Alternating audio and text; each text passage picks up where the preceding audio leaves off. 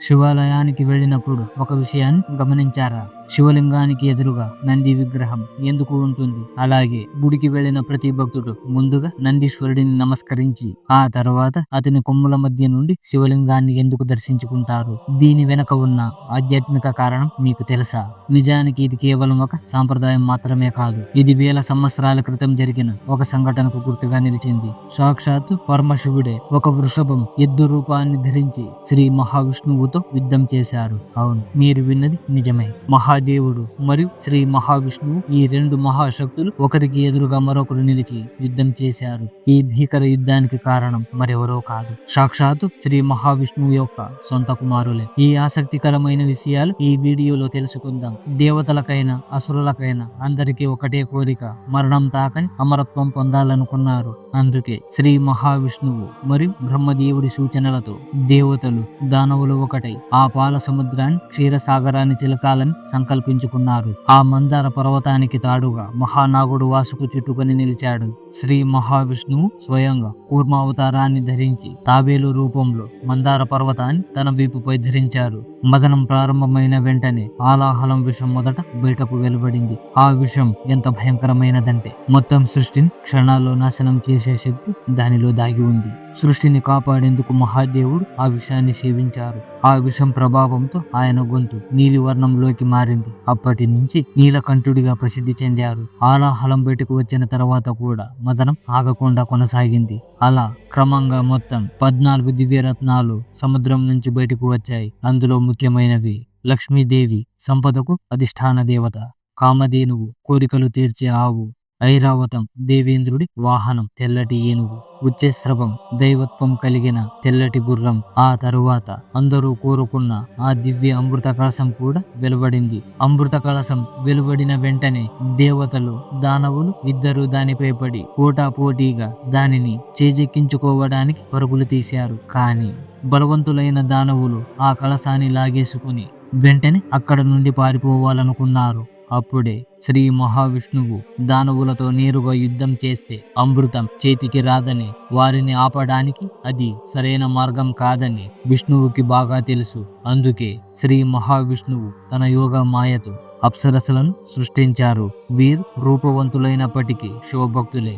వారి పని ఒకటే, దానవుల దృష్టిని మళ్లించడం. ఆ మనోహరమైన అప్సరసలను చూసిన దానవులు అమృత కలశాన్ని పూర్తిగా మరిచిపోయి వారి వెంట పడ్డారు. అదే సమయంలో శ్రీ మహావిష్ణువు స్వయంగా మోహిని రూపం, అపార సౌందర్యంతో నిండిన స్త్రీ రూపం ధరించి ఆయన తన చాతుర్యంతో అమృతాన్ని దేవతలకే పంచింది.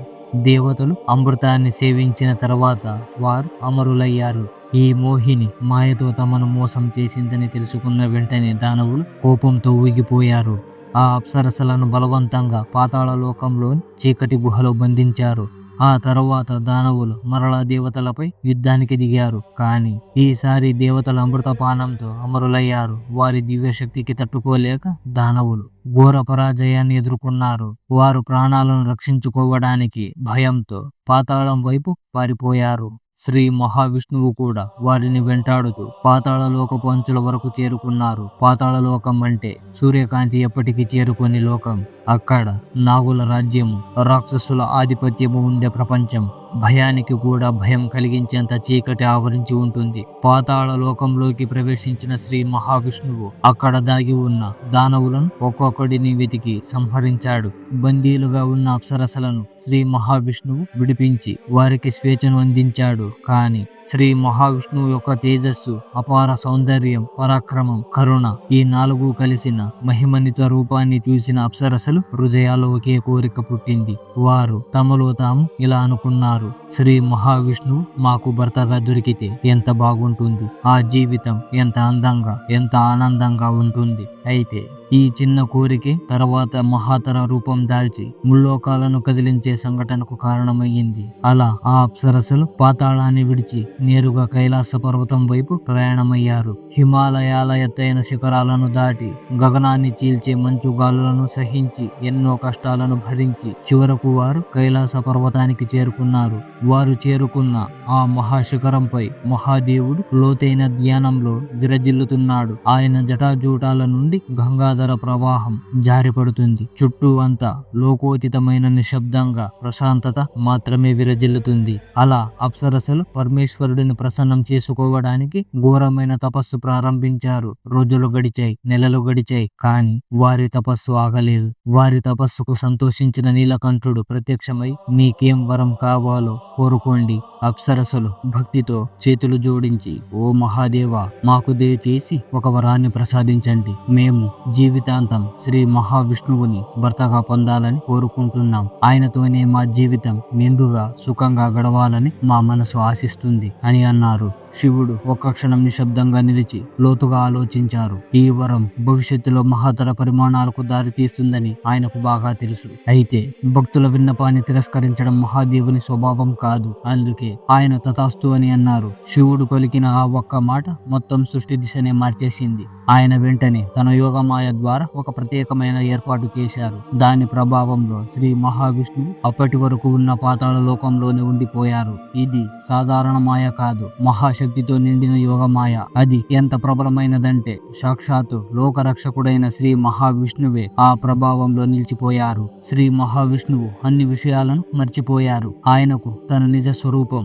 తన కర్తవ్యం, తన వైకుంఠ లోకం, తన భార్య లక్ష్మీదేవి ఏమీ గుర్తుకు లేవు. ఆ ప్రభావంలో శ్రీ మహావిష్ణువు ఒక సాధారణ మనిషిలా మారిపోయారు. అలా పాతాళ లోకంలోనే ఆ అప్సరసలతో కలిసి గృహస్థ జీవితం గడపడం ప్రారంభించారు. శ్రీ మహావిష్ణువు కనిపించకపోవడంతో దేవతలు తీవ్రమైన ఆందోళనలో మునిగిపోయారు. ఆయన ఎక్కడికి వెళ్లారో, ఎలా అయినా ఆయనను కనుగొనాలి. అయితే పాతాళ లోక స్వభావమే విశాలమైన రహస్యాలతో నిండినది. అన్నిటికంటే ముఖ్యంగా మహాదేవుని యోగమాయ కప్పివేయడంతో శ్రీ మహావిష్ణువు అక్కడే ఉన్నారని తెలుసుకోలేకపోయారు. నెలలు గడిచాయి, సంవత్సరాలు దాటిపోయాయి, కానీ శ్రీ మహావిష్ణువు మహాదేవుడి యోగమాయలో బంధించబడి పాతాళ లోకాన్ని తన నివాసంగా కొనసాగించారు. కాలక్రమేణా ఒకసారిగా మొత్తం కథ దిశను మార్చే సంఘటన జరిగింది. ఆ అప్సరసల గర్భాల నుండి అనేక మంది పుత్రులు జన్మించారు. వీరు శ్రీ మహావిష్ణువు సంతానం కాబట్టి వారిలో అపారమైన దైవిక శక్తి మరియు తేజస్సు ఉండేది. అయితే వారి స్వభావం మాత్రం దానవుల లాగానే ఉండేది. దీనికి కారణాలు పాతాళ లోకపు చీకటి వాతావరణం, చుట్టూ ఉన్న రాక్షస శక్తి మరియు అప్సరసలు గతంలో పడిన బాధ. ఇవన్నీ ఆ పిల్లల వ్యక్తిత్వంపై తీవ్ర ప్రభావం చూపించాయి. ఆ కుమారులు పుట్టుకతోని క్రూరమైన, అహంకారపూరితమైన, హింసాత్మకమైన స్వభావం కలవారు. వారు యవ్వనంలోకి వచ్చారు. వారి శక్తి పెరిగింది. దాంతో పాటు వారి అహంకారం కూడా పరాకాష్ఠకు చేరింది. మేము శ్రీ మహావిష్ణువు కుమారులం అనే వాక్యం ఎప్పుడు వారి నోట ఉండేది. ఈ అహంకారం కారణంగానే వారు ముల్లోకాలలో అల్లకొల్లోలం సృష్టించడం మొదలు పెట్టారు. విష్ణు కుమారులు ముందుగా భూలోకం మీద తమ అరాచకాన్ని సృష్టించారు. ఋషిమునుల ఆశ్రమంలోకి చొరబడి జరుగుతున్న పవిత్ర యజ్ఞాలను భంగం చేసేవారు. యాగశాలకు అగ్ని అంటించేవారు. తపస్సులో లీనమై ఉన్న ఋషులను బాధించేవారు. అమాయక జీవులను హింసించేవారు. ఒకసారి మహర్షి వశిష్ఠుని యాగం జరుగుతుంది. ఆశ్రమం అంతా ప్రశాంతంగా ఉంది. వేద మంత్రాల ధ్వని మారుమ్రోగుతుంది. యజ్ఞపు పవిత్ర అగ్ని మండుతుంది. సరిగ్గా అప్పుడే విష్ణువు పుత్రులు అక్కడికి వచ్చారు. వారు ఆ యజ్ఞాన్ని ధ్వంసం చేసి మహర్షి వశిష్ఠుని ఎదుట నిలబడి అహంకారంగా పలికారు. మా సమక్షంలో యజ్ఞ కార్యానికి ధైర్యం చేశావా? మేము శ్రీ మహావిష్ణువు సంతతిని నీకు తెలియదా? మహర్షి వశిష్ఠులు శాంతిని కోల్పోకుండా వారికి ధర్మబుద్ధి చెప్పేందుకు ప్రయత్నించిన ఆ మాటలను పట్టించుకోకుండా వారు ఆశ్రమాన్ని ధ్వంసం చేసి నవ్వుకుంటూ అక్కడి నుంచి వెళ్లిపోయారు. ఆ తర్వాత విష్ణు కుమారులు దేవలోకాన్ని లక్ష్యంగా చేసుకున్నారు. ఇంద్రసభలోకి బలవంతంగా ప్రవేశించి దేవతలను అవమానించారు. స్వర్గపు అప్సరసలను బంధించి దేవేంద్రునికి సవాలు విసిరారు. ఓరే ఇంద్ర, మా ముందు నీ స్థాయి ఏమిటి? మేము శ్రీ మహావిష్ణు కుమారులం. ఆ మాటలకు దేవతలు దిగ్భ్రాంతికి గురయ్యారు. వారితో యుద్ధం చెయ్యాలని ఉన్న భయంతో ఆగిపోయారు. వీరు విష్ణువు కుమారులు. వీరికి ఏదైనా హాని కలిగిస్తే శ్రీ మహావిష్ణువు ఆగ్రహానికి మేమెట్లా తట్టుకోగలం అనే భయం వారిని కట్టిపడేసింది. అలా దేవతలు మౌనంగా నిలిచిపోయారు. పాతాళ లోకంలో కూడా వారి అరాచకం అంతటా వ్యాపించింది. వారు నాగరాజు వాసుకిని బెదిరించేవారు. రాక్షసులతో పోరాడేవారు. వారిని ఎవరు ఆపలేకపోయారు. ఎందుకంటే వారి తండ్రి స్వయంగా శ్రీ మహావిష్ణువు అని అందరికీ తెలుసు. నెమ్మదిగా పరిస్థితి పూర్తిగా అదుపు తప్పింది. ఋషిమునులు తపస్సు చేయడానికి భయపడేవారు. ఎప్పుడైనా విష్ణు కుమారులు రావచ్చని యజ్ఞయాగాలు నిలిచిపోయాయి. ధర్మాచరణ విరమించబడింది. అప్పుడు దేవతలు, ఋషిమునులు, గంధర్వులు, యక్షులు అందరూ కలిసి పరమ పవిత్రమైన కైలాస పర్వతానికి చేరుకున్నారు. మహాదేవుడిని నమస్కరించారు. ఆ సమయంలో పరమేశ్వరుడు ఒకడు గాఢ ధ్యానంలో లీనమై ఉన్నారు. దేవతల ఆర్ధనాదం విన్న ఆయన కళ్ళు తెరిచారు. అప్పుడు ఇంద్రుడు నమస్కరించి వినయంగా పలికాడు, ఓ మహాదేవ, ముల్లోకాలలో ధర్మం క్షీణించింది. విష్ణు కుమారులు దురహంకారంతో లోకాలన్నిటిని భయభ్రాంతులకు గురి చేస్తున్నారు. దేవతలు, ఋషులు, ప్రజలు ఎవ్వరూ సురక్షితం కాదు. మేము శరణార్థులమై మీ వద్దకు వచ్చాము దేవదేవ. అప్పుడు బ్రహ్మదేవుడు శరణాగతితో నిండిన స్వరంతో పలికారు, ఓ శంకర, ఈ పరిస్థితి ఇలాగే కొనసాగితే సృష్టి సమతుల్యత నాశనమవుతుంది. మీరు ఒకరే దీనికి పరిష్కారం చూపగలరు. అప్పుడు పరమేశ్వరుడు గంభీరంగా నిటారుగా నిలబడి ఇలా అన్నారు, ధర్మానికి ప్రమాదం ఏర్పడినప్పుడు, అధర్మం తల ఎత్తినప్పుడు దాన్ని అణిచివేయడం తప్పనిసరి. ఆ అధర్మం ఎవరి వంశం నుండి వచ్చినా, ఏ రూపంలో ఉన్నా ధర్మాన్ని కాపాడటం నా కర్తవ్యము. ఆ మాటలు అంతులేని విశ్వంలో నినాదించినట్లుగా అనిపించాయి. ఆయన మాటలు విన్న దేవతలు ఒక్కసారిగా గట్టిగా ఊపిరి పీల్చుకున్నారు. ఆ ఊపిరి ఆశ, భయం, భక్తి కలిసి వచ్చిన ఊపిరి. పరమేశ్వరుడు ఆయన శరీరం నుంచి ఒక దివ్యమైన తేజస్సు వెలువడటం ప్రారంభమైంది. ఆ అనంత జ్యోతి నెమ్మదిగా ఒక రూపాన్ని సంతరించుకుంటూ ఒక దివ్య శక్తిగా రూపాంతరం చెంది ఒక విశాలమైన దివ్యమైన అపార తేజస్సుతో నిండిన నీలం రంగు ఎద్దు ప్రత్యక్షమయ్యింది. దాని రూపం ముందు పర్వతాలే చిన్నవిగా కనిపించాయి. దాని శక్తివంతమైన మనదేలిన కొమ్ముల నుండి దివ్యకాంతి ప్రవహిస్తూ ఆకాశాన్ని చీల్చుతున్నట్లుగా అనిపిస్తుంది. ఆ ఎద్దు కళ్లల్లో అగ్ని వంటి తేజస్సు, ఆ దృష్టిలో సృష్టి సంహారాల రహస్యాలు, యుగాల జ్ఞానం, బ్రహ్మాండం మొత్తం నిక్షిప్తమై ఉన్నట్లుగా అనిపించింది. దాని అడుగులు భూమిపై మృదువుగా పడిన స్వర్గలోకాలను కదిలించగల శక్తి.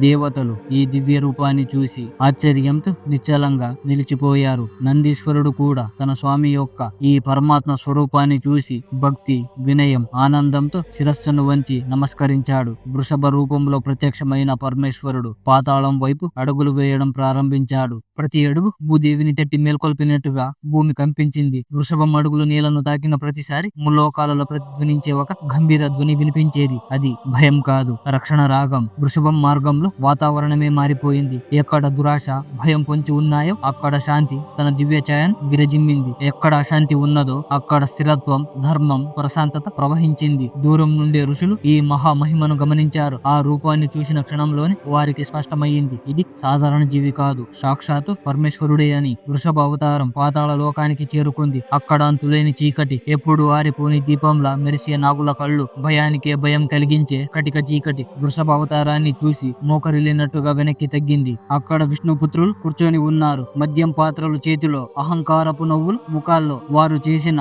దుర్మార్గాల కథలను ఒకరికి ఒకరు చెప్పుకుంటూ గర్వంతో ఆనందిస్తున్నారు. అప్పుడు ఒక ప్రకాశవంతమైన దివ్య కాంతి. ఆ కాంతిని చూసి విష్ణుపుత్రులు ఉలిక్కిపడి బయటకు వచ్చారు. అక్కడ ఒక విశాలవంతమైన నీలం వృషభం అద్భుతమైన తేజస్సుతో నిలబడి ఉంది. విష్ణుపుత్రులలో ఒకడు ముందుకొచ్చి అహంకారంగా నవ్వుతూ అన్నాడు, దేవతలు మా ముందుకు ఒక జంతువుని పంపించారా? ఇదేనా వారి శక్తి? వృషభం స్పందించలేదు. అది నిశ్శబ్దంగా నిలబడింది, ప్రశాంతంగా, పర్వతంలా. అప్పటికే కోపంతో ఊగిపోతున్న మరో విష్ణుపుత్రుడు గట్టిగా గర్జించాడు, అరే, ఇది ఎందుకు మాట్లాడడం లేదు? మూడవ వాడు ముందుకు వచ్చి బెదిరించాడు, ఇక్కడి నుంచి వెంటనే పో, లేదంటే ఇప్పుడే నిన్ను మట్టు పెడతాం. వారి గర్జనల ధ్వని పాతాళంలో ప్రతిధ్వనించాయి. కానీ వృషభం మాత్రం అచంచలంగా నిలబడింది. చెప్పాల్సిన దాని నిశ్శబ్దమే చెప్పింది. కదలలేదు, స్పందించలేదు, భయపడలేదు. ఆ మౌనం, అచంచల స్థిరత్వం. ఆ ఎద్దు ఏమాత్రం కదలకపోవడం చూసి విష్ణు కుమారులు కోపంతో ఒకడు అగ్నేయాస్త్రాన్ని సంధించాడు, మరొకడు వజ్రాయుధాన్ని విసిరాడు, మూడవ వాడు త్రిశూలాన్ని, నాల్గవ వాడు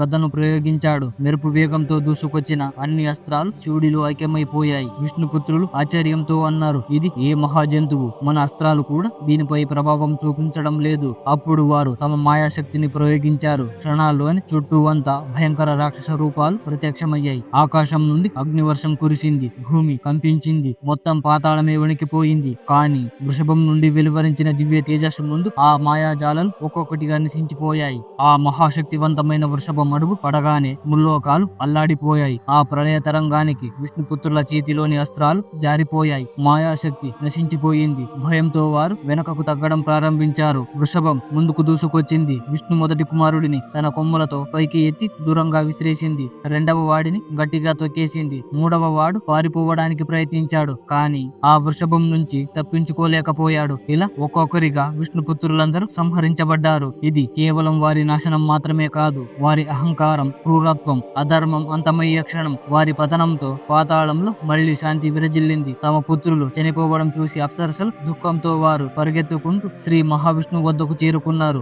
ప్రభు, ప్రభు, ఎవరో మా పుత్రులందరినీ చంపేశారు అని మొరపెట్టుకున్నారు. మాయా ప్రభావంలో ఉన్న విష్ణువు ఆగ్రహం కట్టెలు తెంచుకుంది. ఆయన కళ్ళు ఎర్రబడ్డాయి. శరీరం నుండి తేజస్సు వెలువడటం ప్రారంభమైంది. ఎవరా దుష్టుడు, నా పుత్రులను సంహరించిన వాడు అని గర్జించాడు. విష్ణువు అక్కడికి చేరుకున్నప్పుడు తన కుమారుల మృతదేహాలు నేలపై పడి ఉన్నాయి. తన ఎదురుగా ఎద్దు నిలబడి ఉంది. అది చూసిన విష్ణువు ఆగ్రహంతో, నువ్వు నా పుత్రులను సంహరించావా అని విష్ణువు తన సుదర్శన చక్రాన్ని సంధించాడు. ఆ చక్రం మెరుపు వేగంతో తిరుగుతూ వృషభం వైపు దూసుకెళ్ళింది. కానీ ఆ సుదర్శన చక్రం వృషభం అంటే శివుడిలో ఐక్యమైపోయింది. విష్ణువు ఎన్ని ఆయుధాలను ప్రయోగించినా అవన్నీ శివుడిలోనే ఐక్యమైపోయాయి. విష్ణువుకు ఆశ్చర్యం వేసింది. శ్రీ మహావిష్ణువు శివుడి మధ్య ఆ భీకర యుద్ధం చాలా రోజుల పాటు కొనసాగింది. 3 లోకాలలో తీవ్రమైన అలజడి చెలరేగింది. దేవతలు ఆ దృశ్యాన్ని చూసి భయంతో తలలు వంచుకున్నారు. వారి మనసులో కలవరం మొదలయ్యింది. ఒకవైపు శ్రీ మహావిష్ణువు, మరొక వైపు పరమశివుడు, ఇద్దరు అపార శక్తికి ప్రతిరూపాలు.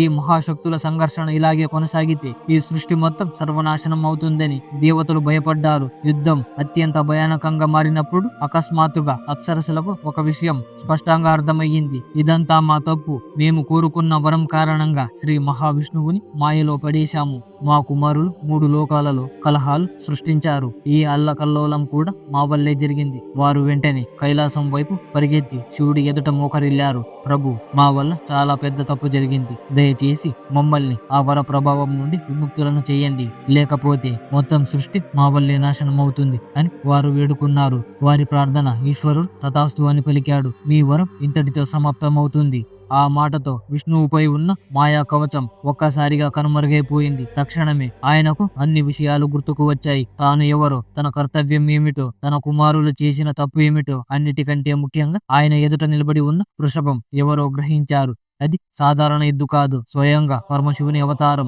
విష్ణువు చేతిలో ఉన్న అస్త్రాలు జారిపోయాయి. ఆయన వెంటనే వృషభం ముందు చేతులు జోడించి నమస్కరించారు. ఓ మహాదేవ, నేను మాయాబంధంలో చిక్కుకొని ఉన్నాను. నా పుత్రులు చేసిన అధర్మం గురించి నాకు తెలియదు. మీరు ధర్మాన్ని కాపాడటమే కాదు, నా మాయాబంధాన్ని కూడా ఛేదించారు. మీ రుణం నేను ఎప్పటికీ తీర్చలేను అని మహావిష్ణువు పశ్చాత్తాపంతో నమస్కరించారు. అప్పుడు పరమశివుడు తన నిజ స్వరూపంలో ప్రత్యక్షమయ్యాడు. ఓ నారాయణ, ఇది నీకు పరీక్ష కాదు. ధర్మం అధర్మం మధ్య జరిగి యుద్ధం, అధర్మం విస్తరించినప్పుడు దానిని నిలువరించడం, అడ్డుకోవడం, నాశనం చేయడం, ఇది నిజమైన ధర్మం. బంధాల కంటే ధర్మమే శ్రేష్టం. ఋషిమునులు మళ్లీ తమ తపస్సులో నిమగ్నమయ్యారు. యజ్ఞాలు మళ్లీ ప్రారంభించారు. దేవతలు ఊరట చెందారు. పరమేశ్వరుడు శ్రీ మహావిష్ణువుకు సుదర్శన చక్రాన్ని ప్రసాదించాడు. శివుడు మరియు విష్ణువు ఒకరిని ఒకరు ఆలింగనం చేసుకున్నారు. ఆ క్షణంలో 3 లోకాలలో శాంతి తరంగాలు వ్యాపించాయి. ఈ సంఘటన తర్వాత శివుని వృషభ రూపం అత్యంత పూజనీయమైంది. శివాలయంలో శివలింగం ముందు నంది విగ్రహం కొలువై ఉండటానికి